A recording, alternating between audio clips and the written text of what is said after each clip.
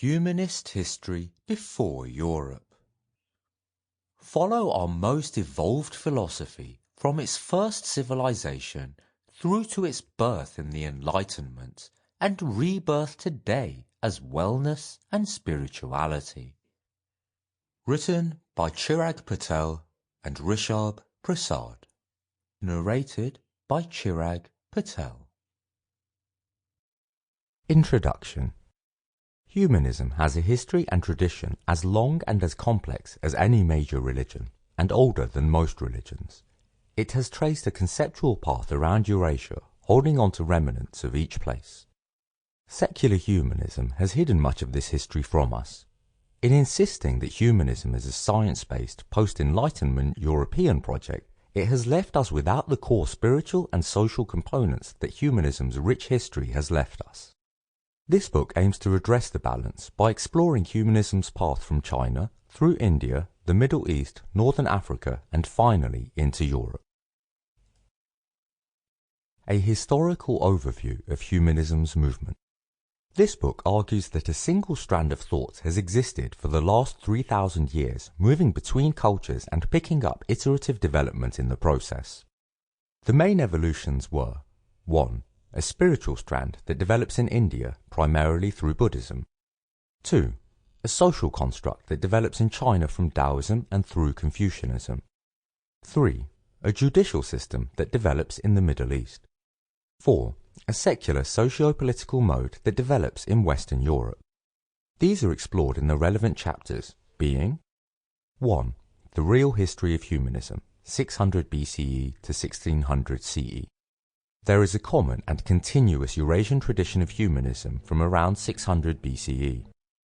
Buddhism, Taoism, Confucianism, and Fiat form a traceable conceptual lineage that shows the evolution of humanism from spiritual to ethical and legal, persisting in modern, notionally secular humanism.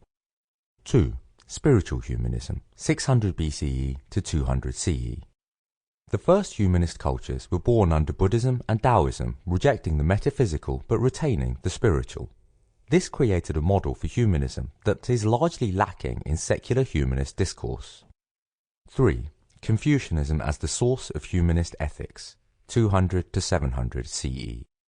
The first practical, coherent humanist ethical system was Confucianism, which still forms a baseline for humanist ethical practice. 4. The influence of Abbasid law and culture on post-Renaissance Europe, 700 to 1200 CE.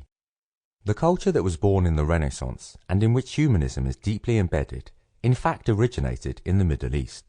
This extended to academic, legal, and ethical strictures that persist in modern Europe. 5. Mindfulness, modern medicine, and the debt to humanist history, modern era. Modern medical practice, amongst many other fields, could benefit from looking to humanism's past for codifications on legal, ethical, and spiritual matters. Preface. I grew up in a traditional Indian family in small-town England. That meant that there were lots of moments, even very early, that confused me.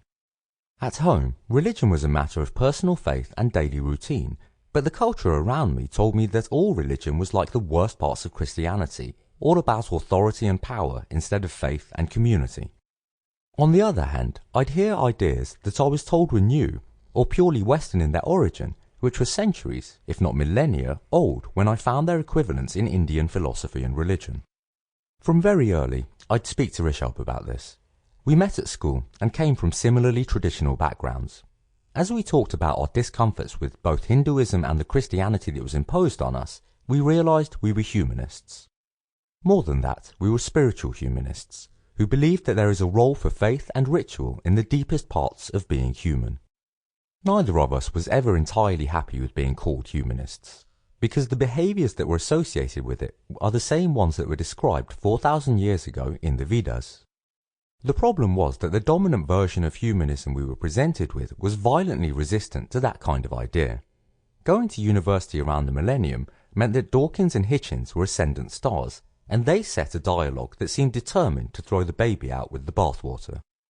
Research falsely told us that humanism sprang ex nihilo and sui generis in the 16th century, arriving out of nowhere and bound tightly with the scientific method and the Enlightenment. Sample complete. Ready to continue?